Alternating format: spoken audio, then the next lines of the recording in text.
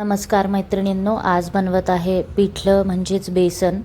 त्यासाठी मी 5 तिखट मिरच्या घेतल्या आहे, थोडे लसूण आणि कोथिंबीर यांचा हा मिक्सरमध्ये ठेचा करून घेतलेला आहे। आधी बारीक करायचा आहे। तुम्हाला जितकं सहन होईल तितक्या तिखट मिरच्या टाकायच्या आहे। मी 5 टाकलेल्या आहेत। कांदा अगदी बारीक कापून घेतलेला आहे आणि 2 वाट्या बेसन घेतलेला आहे। डाळीचं पीठ घेतलं आहे 2 वाट्या एका बाउलमध्ये मोठ्या, आणि त्यात पाणी टाकत आहे, पातळ करत आहे। तुम्हाला जेवढं पातळ पिठलं हवं आहे त्यानुसार तुम्ही पाणी घ्यायचं आहे।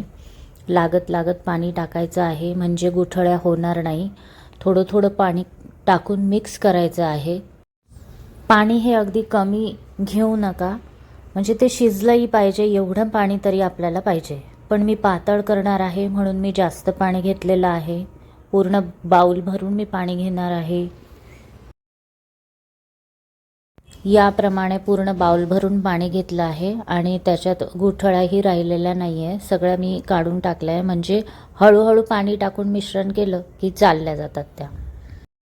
आता कढईत 3 मोठे चमचे तेल घेतलेलं आहे। त्यात मोहरी टाकलेली आहे।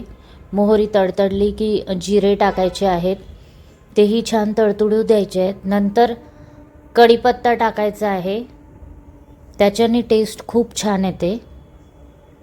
आणि नंतर बारीक कापलेला कांदा टाकायचा आहे। छान परतवून घ्यायचा आहे कांदा गुलाबीसर, आणि हिंग टाकायचा आहे। कांदा छान परतला पाहिजे, तो कच्चा राहता कामा नये। व्यवस्थित लाल होऊ द्यायचा आहे।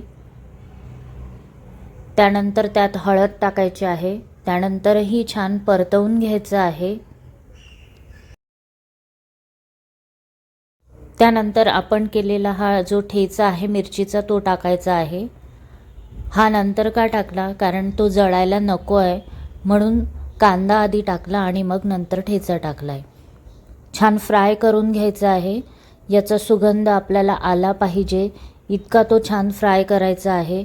मग आपल्याला त्यात मीठ घालायचं आहे की ते पूर्ण पदार्थाला लागेल, म्हणून मीठ आधी घातलेलं आहे।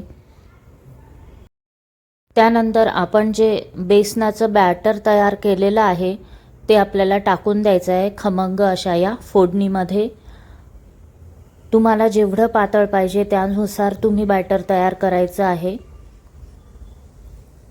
आणि हे छान परतवून घ्यायचं आहे। खालचं जे राहतं उरलेलं त्यातही थोडं पाणी घालून आपण ते टाकायचं आहे। खूप छान रंग आलेला आहे, सुगंध खूप सुंदर येत आहे। आणि त्यानंतर हळूहळू ढवळत राहायचं आहे, मिक्स करत राहायचं आहे। आणि तुम्हाला जर वाटत असेल तर तुम्ही झाकणही ठेवू शकता। आता उकळी यायला लागलेली आहे। रंग तर खूपच अप्रतिम आणि सुंदर आलेला आहे। चवीला हे पिठलं खूप सुंदर लागतं। बाजारामध्ये ह्याच पद्धतीने हे पिठलं बनवलं जातं, टेस्टी बनतं। तुम्ही बनवून बघा। आता उकळी आलेली आहे आणि थोडा घट्टपणाही दिसतोय, घट्टसर व्हायला लागलेलं आहे। जसं जसं उकळतं तसं तसं ते घट्ट होत जातं, दाट होत जातं आणि शिजत जातं। तर अगदीच बंद करायची घाई करायची नाही आहे। व्यवस्थित शिजू द्यायचं आहे, व्यवस्थित उकळू द्यायचं आहे, छान मिक्स करत राहायचं आहे आणि आपल्याला खूप सुंदर टेस्टी असं पिठलं आपल्यासमोर येणार आहे। थंडीच्या दिवसात बरीच जण पिठलं बनवतात, मीही बनवते आणि हे भाकरी बरोबर खूप टेस्टी लागतं। ज्वारीची भाकरी, बाजरीची भाकरी याबरोबर तुम्ही खाऊ शकता। मी मात्र आज बाजरीची भाकरी केली आहे। तुम्ही बघू शकताय घट्ट होत आलेलं आहे, खूप सुंदर दिसतंय आणि खूप टेस्टी लागतं। हे तुम्ही जरूर करा। ढवळत राहिल्यामुळे ते जास्ती खाली चिकटत नाही, छान होतं। जर तुम्हाला खालची खरड हवी असेल तीही खूप टेस्टी लागते, त्याच्यामुळे जर मग तुम्ही जास्त ढवळू नका।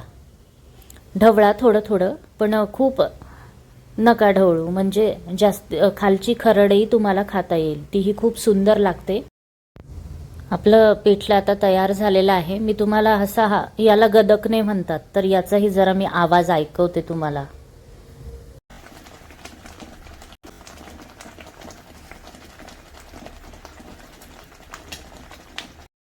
आता याला मी बाजरीची भाकरी आणि कांद्याबरोबर सर्व करत आहे. तुम्ही थोडं लोणचं पण देऊ शकताय. या पद्धतीने जर तुम्ही पिठलं बनवलं तर तुम्हाला खूप आवडेल आणि तुम्ही मला कमेंट्सही कराल. बाजरीची भाकरी, पिठलं आणि कांदा आणि त्यावर तेल छान लागतंय.